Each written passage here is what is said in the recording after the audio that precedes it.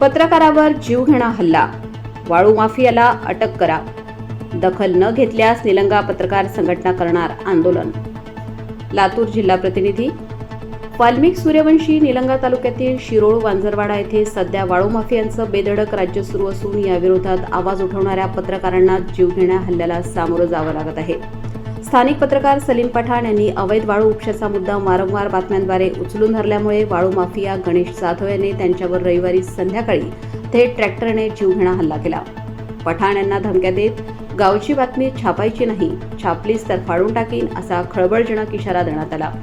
त्यानंतर ट्रॅक्टर अंगावर घालण्याचा प्रयत्न करण्यात आला.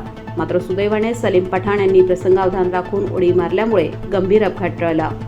या घटनेच्या निषेधार्थ निलंगा पत्रकार संघटनेच्या वतीने उपविभागीय अधिकारी श्री शरद झाडके यांना निवेदन देत संबंधित वाळू माफियांवर पत्रकार संरक्षण कायद्यानुसार कठोर कारवाई करून तात्काळ अटक करण्याची मागणी करण्यात आली. तसेच शिरूर आनंदपाळ पोलीस स्टेशनचे पोलीस निरीक्षक विठ्ठल दराडे हे गुन्हा नोंदवण्यात चालढकल केल्याचा आरोप करत केवळ NC नोंद न करता थेट गुन्हा दाखल करावा अशी जोरदार मागणी करण्यात आली.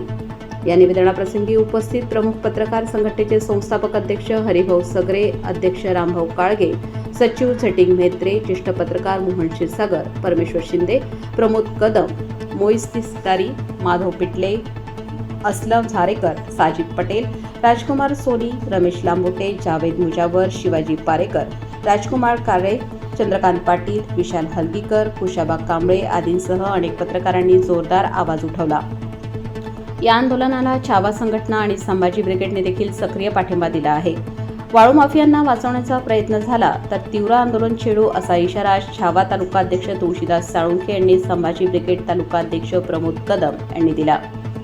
मागण्या स्पष्ट. पत्रकार संरक्षण कायद्याअंतर्गत वाळू माफियांवर कठोर कारवाई, गुन्हा तात्काळ दाखल करावा, पत्रकारांना सुरक्षा पुरवावी, पोलिसांची निष्क्रियता थांबवावी. पत्रकारांवरील हल्ला हा लोकशाहीवरील हल्ला आणि तो खपवून घेतला जाणार नाही.